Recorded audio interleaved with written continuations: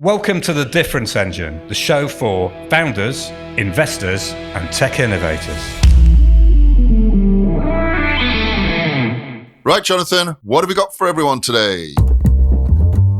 Well, it wouldn't be a difference engine if we weren't talking about AI. We'll find out how it's reframing the employee experience. And then we'll be turning our devoted attention to Elon Musk and his complicated love affair with the platform formerly known as Twitter. But first, it's Top of the Cops. We'll be counting down the top 10 acquisitions of all time. What can they teach us about category plays? A massive topic for any category designer. Acquisitions. What are we looking at here? What it's all about is the greatest tech acquisitions of all time. But we're going to look at this through the lens of category. And we're going to do it in parts 1 and in the next episode, part 2. Oh, teasy. So you're going to have to listen to the next episode to find out who comes in at number 1. The background to all of this is that when tech companies acquire, the idea is you get more value out of an acquisition than would be the case if it was left to its own devices. That can be in terms of IP, people, geography, customer base, or in the case particularly of listed companies, its sheer impact on the acquiring company's market capitalization. I was going to say, it goes both ways, right? Like, it's very hard to grow organically, much easier to just reach into the coffers and buy something. But as we will show, it depends what you buy and how you buy it. Ooh. So this is a really, really interesting graph. We came across it on a LinkedIn post from a German entrepreneur, somebody who was also a founder of P2C, commerce category leader, Products Up, and currently an investor in over 30 companies by the name of Johannes Hatt.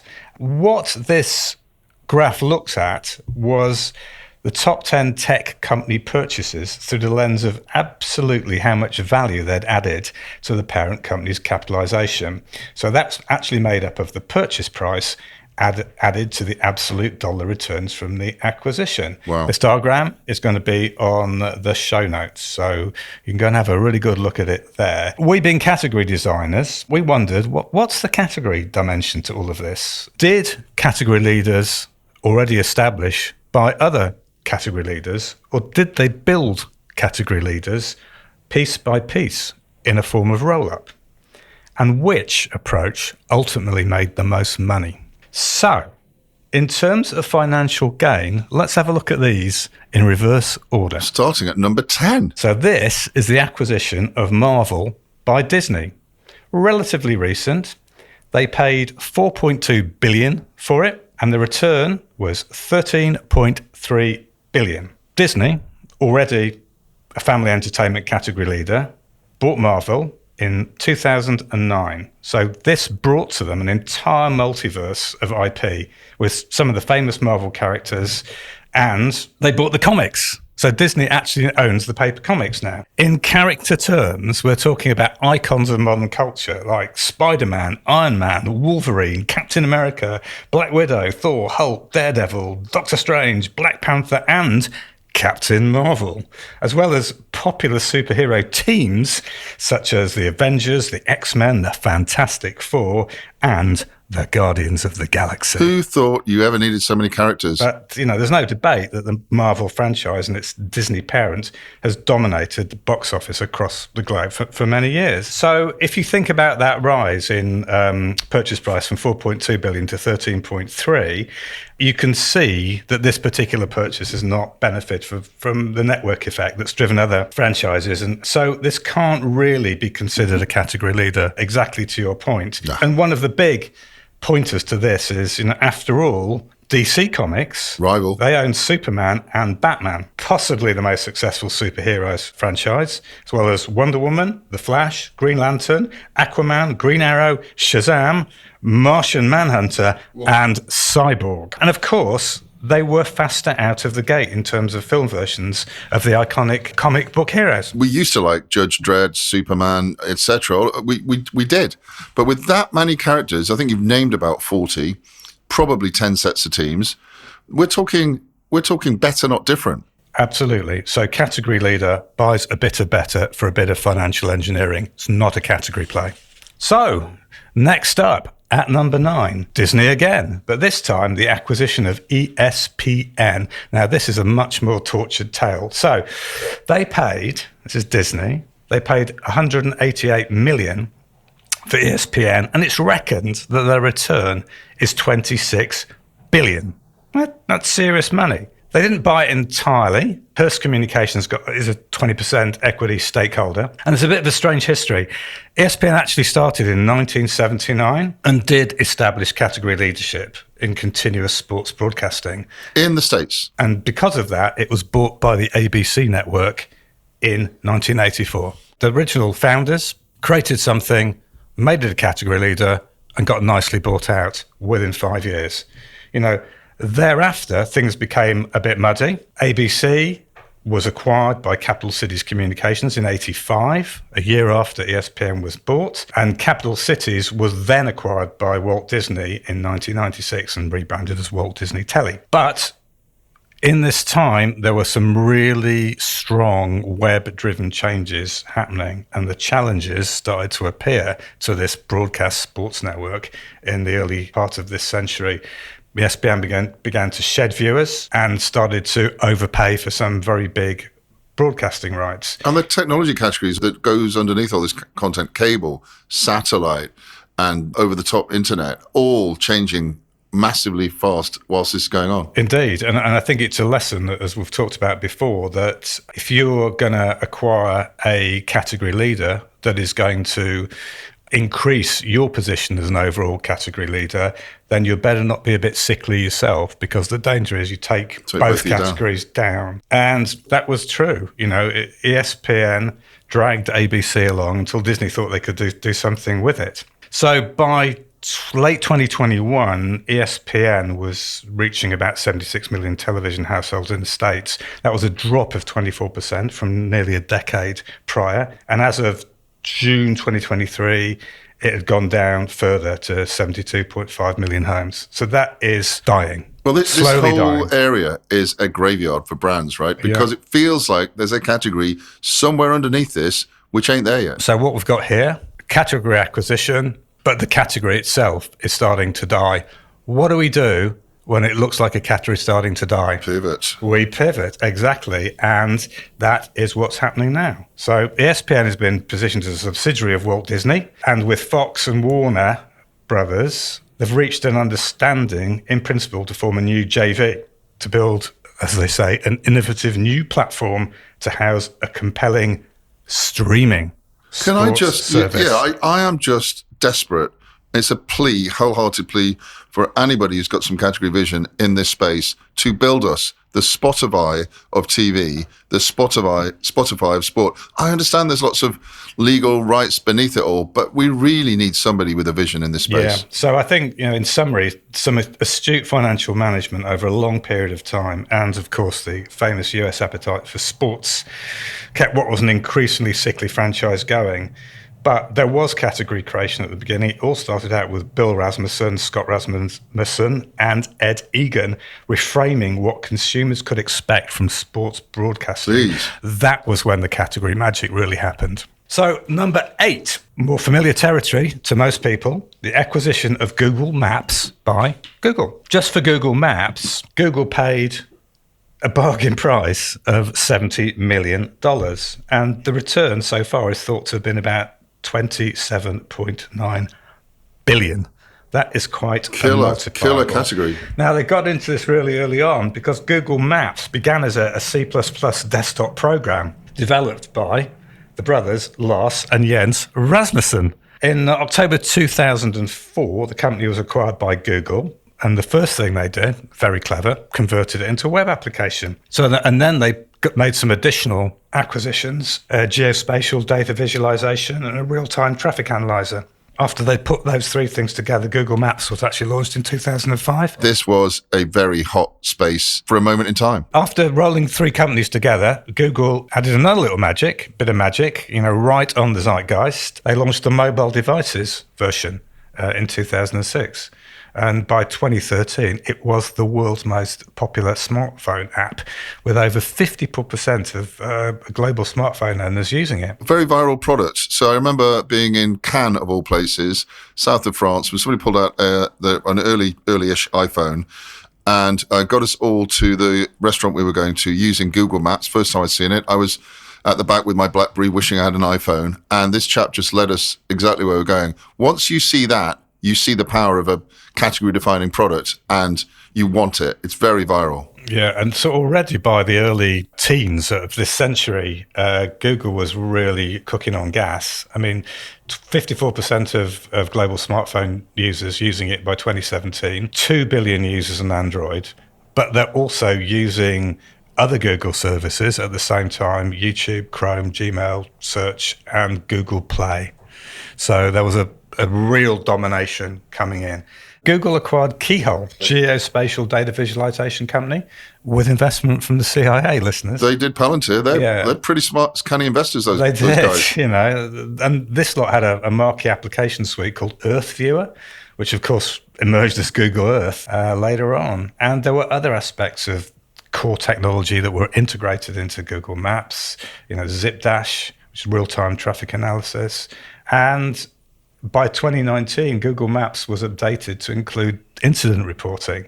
And that really resembled the functionality in Waze, which is an Israeli company that Google acquired in 2013. An Israeli company with a West London founder, and an amazing product that we use daily and absolutely love. So in this case, as we're thinking about this in category terms, Google built their own category leader here. As Google's brand increased in value and its reach exploded, so did the usage of Google Maps. And it just kept it way ahead of other smart acquisitions.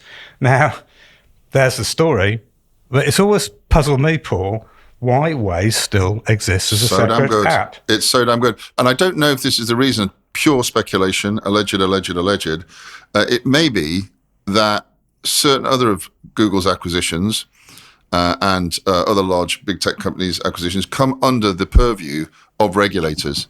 I'm thinking the EU and Hoover's. It would make sense. Should I say Roombas? It would make sense to keep them as two separate apps. So possibly that's a reason. But if any of the listeners can explain why Waze, or confirm why Waze is kept separate from Google Maps, drop us a line. Please do. So next up, the acquisition of PayPal by eBay. 7 of 10. It's number 7. Woo. Lucky 7. So purchase price there, $1.5 billion.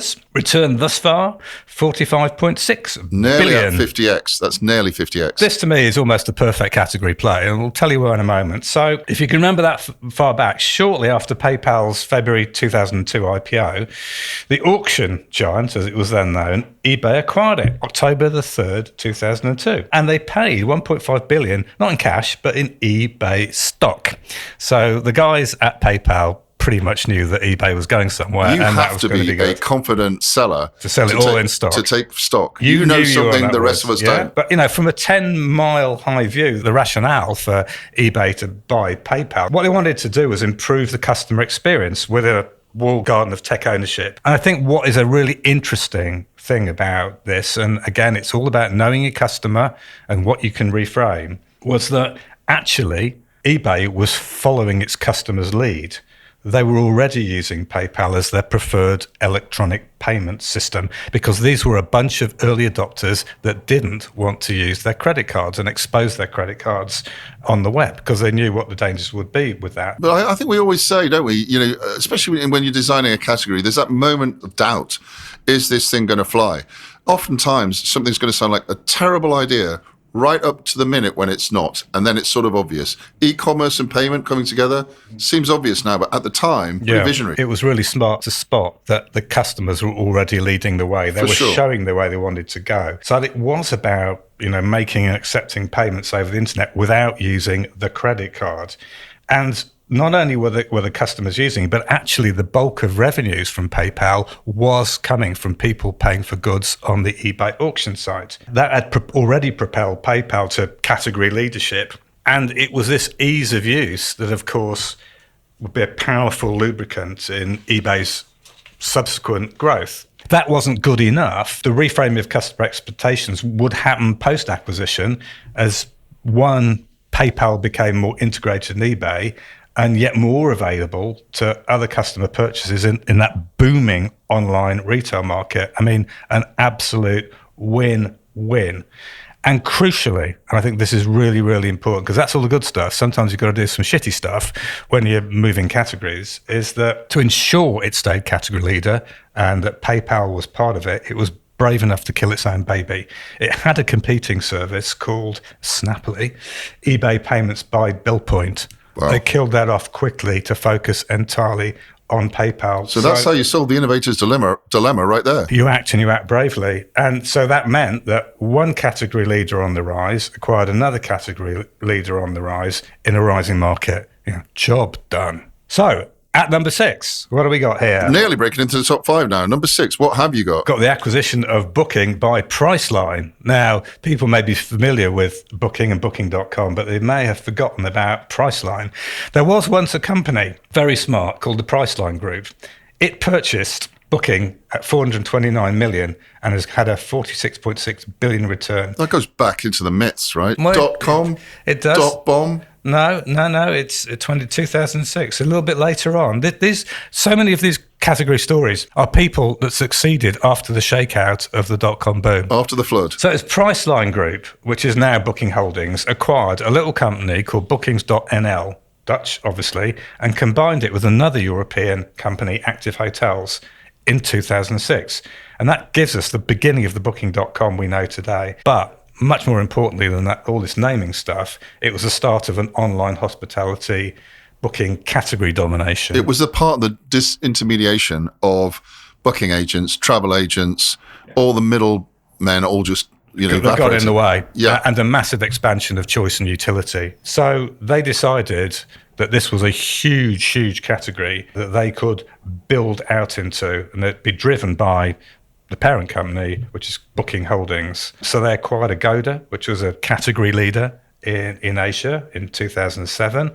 And that's when the roll-up really started. And after that, they acquired other familiar .com names such as Priceline, Rocket Miles, Cheap Flights, Fair Harbor, Kayak, rental cars, hotels combined, and OpenTable. So total revenues put together by all this was $21.4 billion in 2023, with revenues increasing 25% over 2022. Underneath the cover, this company is an amazing advocate and user of open source technology. So many of the open source projects, you'll find that the bookings are both a net contributor and somebody that builds a lot of their core tech on it. They've done a lot for the tech industry, which is below the surface of even what you're talking about. So we have to ask ourselves, is this a category play? I think the answer is partially. It wasn't started originally as a category leader, but they acquired very carefully and acquired some category leaders, some also rounds, to produce, in the end, a category leader. They got there. So that brings us to the end of the first part of a 2-part series here. Hopefully, you'll start to get an impression of how important category has been in these journeys to riches, but these are as nothing compared to the top 5, which we'll cover in the next episode.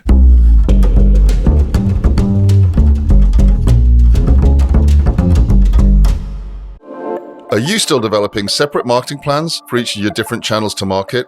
Can you really sanction messages reaching the same customers from unconnected targets? Listen, it's now the AI age. Things need to change. Positive is a different sort of AI-powered agency. From our very beginning, we've integrated marketing communications from PR to events, social to paid ads. Working smarter means working integrated. Let us show you what a truly joined-up strategy could do for your tech business. Contact Positive today with an email to hello@positivemarketing.com. All right, Jonathan, what are you talking to us about this week? Well, I want to talk about a particular aspect of reframing AI, but I wanted to talk about the employee experience. Different. It is worrying times out there, particularly for the white-collar employees. And we came across a recent poll where the CEOs surveyed said that their organizations must take advantage of AI, but the technology is changing faster than the rate at which their employees can adapt. Whoa, that sounds like the bosses like it and the employees better watch it or they'll get replaced. Well, yeah, the words rock and a hard place come to mind on this one. So it was a poll of 2,500 CEOs conducted by the IBM Institute for Business Value, no less, in cooperation with Oxford Economics, who are specialist economic forecasters. The top line of this bit of research found that 61%, that's almost 2/3 of CEOs are pushing their organisation to adopt Gen AI at a rate that's instilling fear in their people. Okay, so we all know this is a big topic. Musk just raised an enormous amount of money for XAI, $6 billion. So boo-hoo to all the other guys that thought that less than $1 billion would do it. This is the real deal now. We're looking at somebody making a massive category play. Yeah, but I thought this was really interesting because they really led out on this report saying that, until those employees are convinced, they won't take the initiative to rethink how work is done.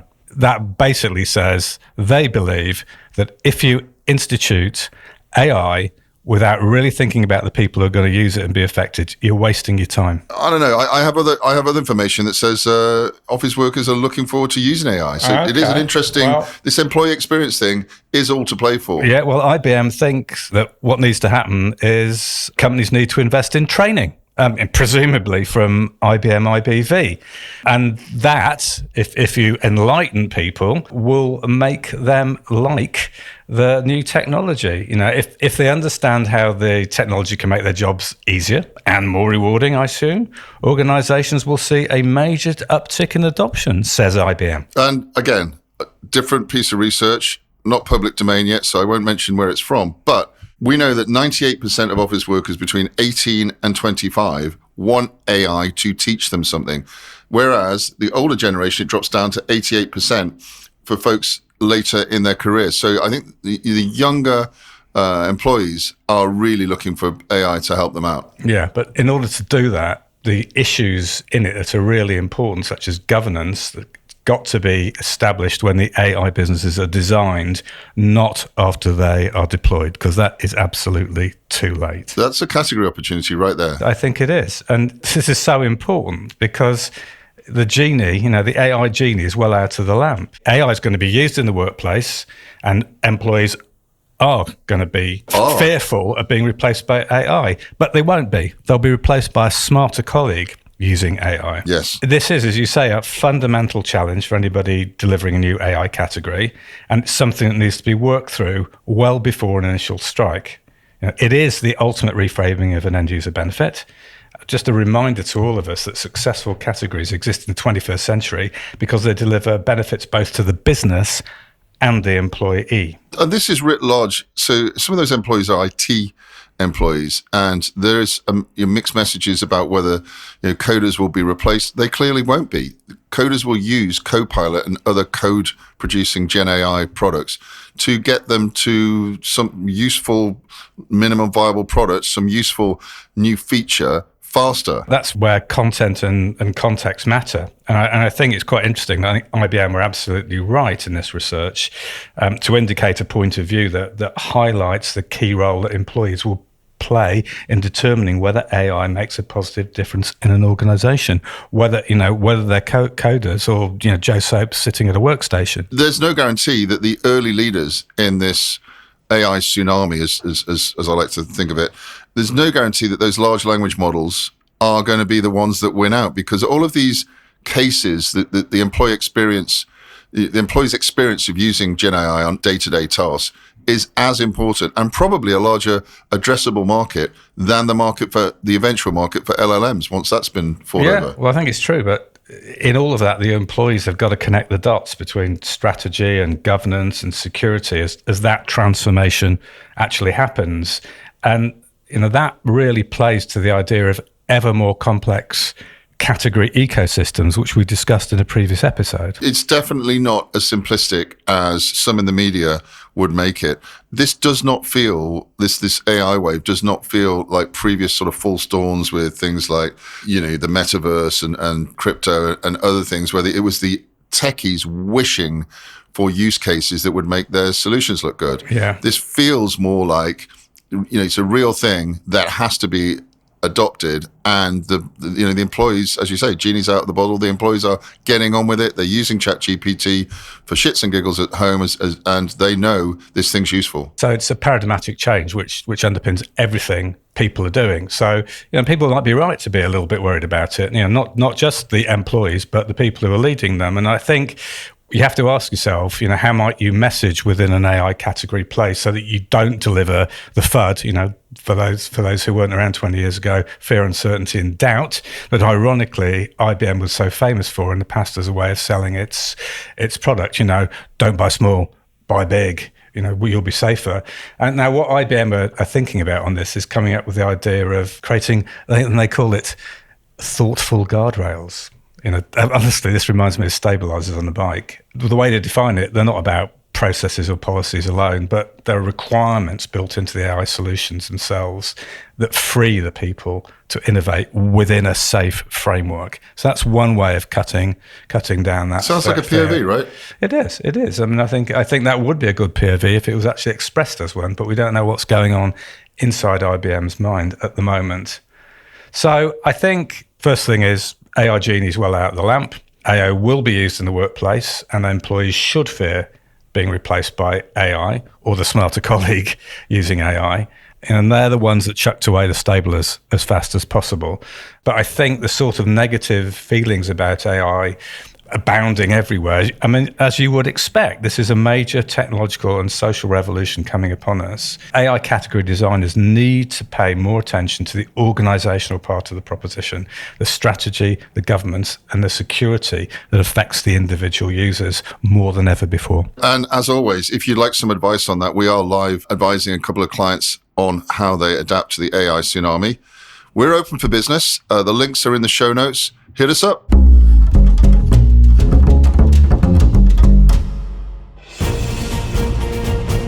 Look, there's Captain Hindsight. Well, it's that time again when we travel over the seas to Captain Hindsight and say what could have been. So, Jonathan, what could have been? Well, I think this counts as one of our latest in our series of When Categories Collide. And the lesson this time is Elon Musk and Twitter. So, Elon, as ever, shocked the media world when he acquired Twitter back in October 2022. Yeah. Weirdly, having publicly stalked the company in the previous months. So he's nothing if not audacious. And, he's already the CEO of Tesla, I'm SpaceX, struggling to think else. of anything he's failed at. Never bet against Elon. So even though Twitter were a public company, Elon told Twitter executives about his aspirations to take the social media app private. I mean, he broached that conversation really early on after buying a major stake in Twitter stocks at just under 10%. That's a big chunk of equity. So he wanted to introduce new features to the platform, make its algorithms open source, combat spam bot accounts, and of course, promote free speech. So since becoming owner, he changed its name to X. He has enacted a series of reforms, including overhauling the verification system, Twitter Blue subscription, other premium services. As we've talked about before, Meta had taken the big risk by launching an X lookalike Threads. But, to you and I, launching something like X at this stage in the development of microblogging, which ultimately is what Twitter is, is a suicide mission. The problem is here, Musk is a meddler. And if he continues to meddle with the platform without paying attention to user needs, he risks ceding his category leadership by reframing X into something that people don't want. I'm conflicted on this. I was looking to get a link for an industry figure. It was a journalist, actually, this week, just trying to get to them. Obviously, one way of doing that's via X. They took down their X. And I wonder if it was around the time that Elon took it over. And I wonder if that person would reflect on that these days and think that's a good idea, given that they need people to contact them to sell their wares. So I don't know. I think there's a lot of hubris in some people's reaction to the X. Yeah, and a lot of throwing of toys out of the pram. But the thing with Elon is that he might be pissing people off at the moment, but it's within his gift to change the entire nature of microblogging and pivot leaving threads high and dry in a defunct category. He's definitely getting there. I can't remember the last time I did anything on Threads. Let's just learn from history. We know that category leadership needs constant curating because the benefits of leadership, as we know from the seminal HBR article, delivers up to 76% of the value available in the market. But that leadership is under constant threat. The danger is now that Musk's megalomaniacal meddling is leaving an open door to a possible Threads category leadership, something that should have been impossible at this stage. But never underestimate Elon Musk. Thank you for listening. If you want to learn more, go check our blog posts on becategorical.com. If you have a category issue, then we can help. Get in touch with us. And remember, don't be better, be different.